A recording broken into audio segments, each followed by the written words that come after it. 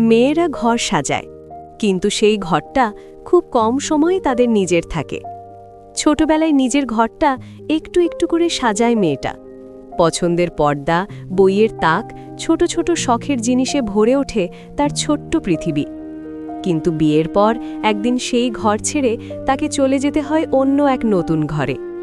নতুন সেই ঘরটা তার হলেও ঠিক নিজের মতো করে সাজানোটা আর হয়ে ওঠে না। কখনো স্বামী বলে, এখন এত খরচের দরকার কি? কখনো শাশুড়ির পছন্দের সঙ্গে মেলে না তার শখের জিনিসগুলো।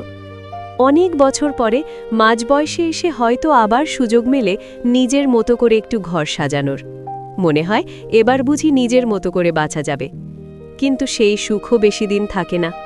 একসময় নতুন প্রজন্ম আসে, ছেলের বউ নিজের মতো করে ঘর সাজায়।